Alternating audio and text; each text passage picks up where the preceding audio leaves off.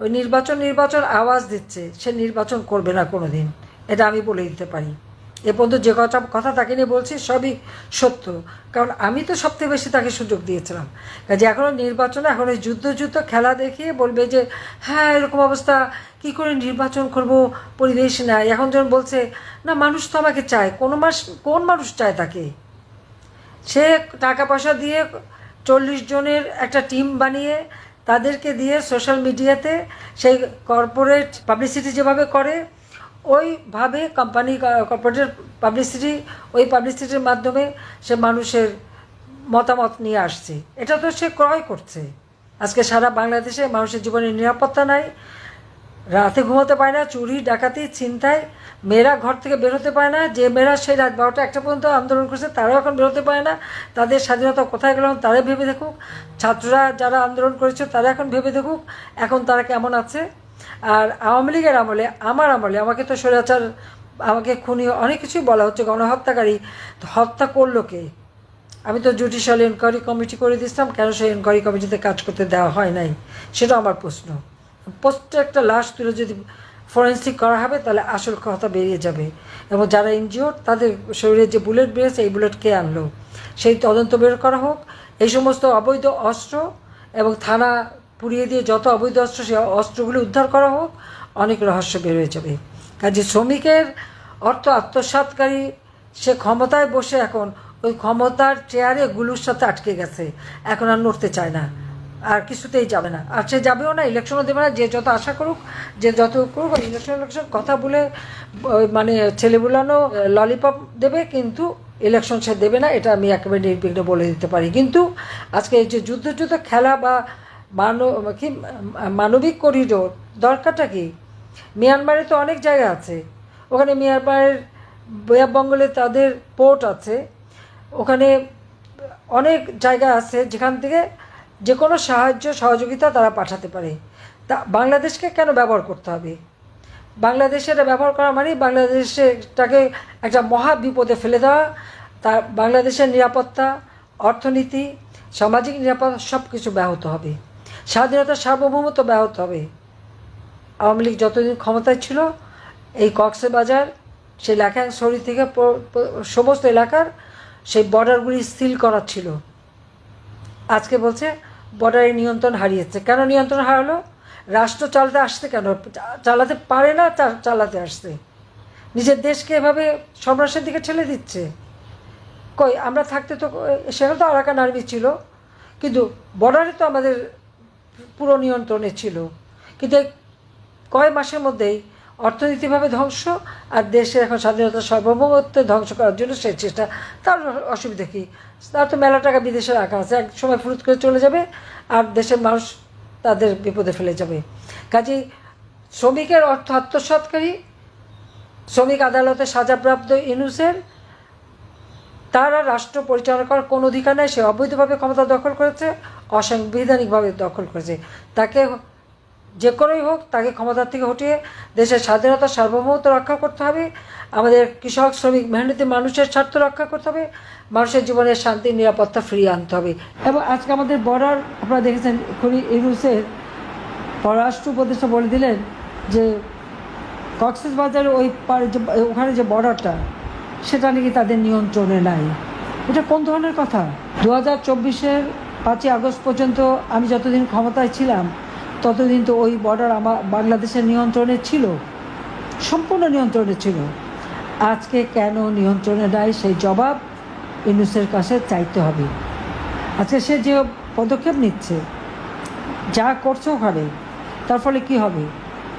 ঘোষণা দিয়েছে কোথায় ভারত আর পাকিস্তানের গোলমাল, কাশ্মীরে একটা জঙ্গি কাজ হলো, তার প্রতিবাদ না করে সেটা নিয়ে নানা ধরনের কথা বলা। এ তো আপনারা দেখেন বাংলাদেশের উপরে কিন্তু এই সন্ত্রাস এবং জঙ্গিবাদের একটা দুর্নাম চলে আসে। তারা বাংলাদেশটাকে একটা জঙ্গির দেশ হিসেবে কিন্তু এই ইউনূস গংরা তৈরি করেছে। সেখানে কি হবে সেই জন্য ইউনূস সাহেব বলে দিলেন কি যে আমাদের যুদ্ধের প্রস্তুতি নিতে হবে। কার সাথে যুদ্ধ করবে, কোথায় যুদ্ধ করবে, কেন আমাদের এই যুদ্ধের প্রস্তুতি নিতে হবে, আমার প্রশ্ন সেখানে। এবং সেই প্রস্তুতি কার বিরুদ্ধে? আমরা তো যুদ্ধ চাই না, আমরা তো শান্তি চাই, সকলের সাথে বন্ধুত্ব, কারোর সাথে বৈরিতা নয়।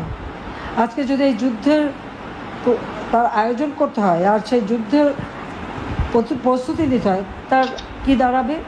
কারোর সাথে যদি সংঘাত বাঁধানো হয়, তাহলে বাংলাদেশের অর্থনীতি ইতিমধ্যেই ইউনূসের বদৌলতে 6 মাসের মধ্যে অর্থনীতি ধ্বংসপ্রাপ্ত। আমাদের দারিদ্র্যের হার বেড়ে গেছে, অতি দারিদ্র্যের হার বেড়ে গেছে, মাথাপিছু আয় কমে গেছে, উৎপাদন কমে গেছে। আজকে হাহাকার সারা বাংলাদেশে। কই আওয়ামী লীগ সরকারে থাকতে তো সেটা হয়নি। আজকে কথায় কথায় লাশ পড়ে, এমনকি আমার ওলামা মাসাকরাও তাদের হাত থেকে রেহাই পায় না, মাদ্রাসা শিক্ষক রেহাই পায় না, ছাত্ররা রেহাই পায় না। আর আওয়ামী লীগের নেতাকর্মী তো তাদের কাছে কিছুই না, মেরেই নাকি সব শেষ করে দেবে।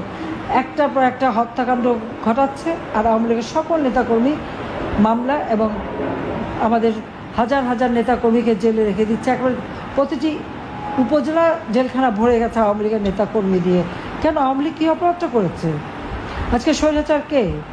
সাংবাদিকরা কথা বলতে পারে, তাদের বিরুদ্ধে মিথ্যা মামলা, একটা ডিটেনশন কার্ড কেড়ে নেওয়া হয়েছে। শুধু তাই না, 3 জন সাংবাদিক তার তথ্য উপদেষ্টাকে নাকি কঠিন প্রশ্ন করেছে, সেই জন্য চাকরি চলে গেল। এতটুকু সমালোচনা বা একটা তথ্য দিতে পারবে না। প্রতিদিন নারী ধর্ষণ, শিশু ধর্ষণ, খুন, হত্যা, ডাকাতি, চুরি, মানুষের জীবনের কোনো নিরাপত্তা নেই, কোনো কিন্তু এই সংবাদ কোথাও দেওয়া যাবে না। আজকে বাংলাদেশকে নিয়ে এই খেলা খেলে যাচ্ছে এই খুনি জঙ্গি ইউনূস এবং তার উপদেষ্টা এবং তার ওই সমন্বয়কারীরা। কাজে তাদের রাষ্ট্র পরিচালনার কোনো অধিকার নাই, কারণ তারা অবৈধভাবে ক্ষমতা দখলকারী। অবৈধভাবে শুধু ক্ষমতাই দখল করেনি, আজকে অর্থ সম্পদ ব্যাপকভাবে পাচার করে যাচ্ছে। আর ইউনূস তো ক্ষমতা আসার সাথে সাথে আগে ব্যবসাগুলি হাতিয়ে নিল, ম্যান পাওয়ারের ব্যবসা, তারপর যে ডিজিটাল ওয়ালেট মানে বিকাশ, নগদের মতো টাকা সাপ্লাইয়ের ব্যবসা, ইউনিভার্সিটি করবে, আরও হাসপাতাল কী কী করবে বলে সমানে তার এই অপকর্ম। এবং ট্যাক্স সমানে ট্যাক্স ফাঁকি দিচ্ছে। আর ট্যাক্স ফাঁকি করলে আজকে কী হচ্ছে? বাংলাদেশ ট্যাক্স আহরণ করতে পারছে না। কী করে পারবে? যে ক্ষমতা দখল করছে, সরকার প্রধান হিসেবে নিজেকে পরিচয় দেয়, সেই যখন ট্যাক্স দেয় না, ট্যাক্স ফাঁকি দেয়, তাহলে তো আর সাধারণ মানুষকেও ট্যাক্স দেবে। কাজে এর হাত থেকে রক্ষা করার জন্য দেশকে রক্ষা করতে হবে, দেশের মানুষকে বাঁচাতে হবে, মানুষের জীবনের শান্তি নিরাপত্তা নিশ্চিত করতে হবে। মানুষের ভিতরে যে আস্থা বিশ্বাস ছিল এবং আমাদের তরুণ সমাজ, যাদেরকে আমরা প্রযুক্তি প্রশিক্ষণ দিয়ে একটা উন্নত সমাজে বাংলাদেশ গড়ার জন্য প্রস্তুত করছিলাম, লেখা পড়া সব ব্যবস্থা আমরা করে দিয়েছিলাম। আজকে লক্ষ লক্ষ ছেলে মেয়ে পরীক্ষা দিতে পারেনি এসএসসি, আজকে তারা পড়াশোনা করার সুযোগ পাচ্ছে না।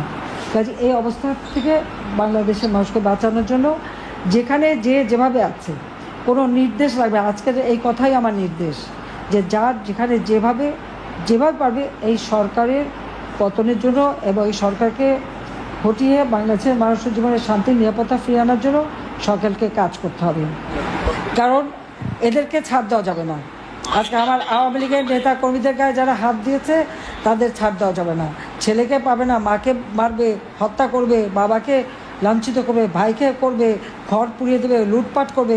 এই লুটপাট করে কারা কোথাও কোন সম্পদ নিয়েছে সব খুঁজে বের করতে হবে। এই জন্য প্রত্যেকটা এলাকায় যারা সংযুক্ত আছে আমি তাদেরকে বলবো, এবং আপনারা সবাইকে আমার এই বার্তাটা পৌঁছাবেন, কোন কোন এলাকায় কারা কারা আমাদের আওয়ামী লীগের নেতাকর্মী বা আমাদের মুক্তিযোদ্ধাদের সম্পদ ধ্বংস করেছে, আগুন দিয়েছে, লুট করেছে, কোন কোন প্রতিষ্ঠান ধ্বংস করেছে, সমস্ত কিছু ডকুমেন্ট তৈরি করেন এবং আন্তর্জাতিকভাবে এটা প্রচার করতে হবে এবং সাধারণ মানুষের কাছে কথাটা পৌঁছাতে হবে। আমরা খালি মানে গ্রুপ করে কথা বললে হবে না, মানুষের কাছে কথাগুলি পৌঁছাতে হবে যে কীভাবে এই খুনি এবং জঙ্গি ইউনূস ক্ষমতা দখল করার পর এদেশের মানুষের উপর অত্যাচার নির্যাতন চালিয়ে যাচ্ছে, সম্পদ লুটপাট করে যাচ্ছে, বিদেশে টাকা পাচার করছে।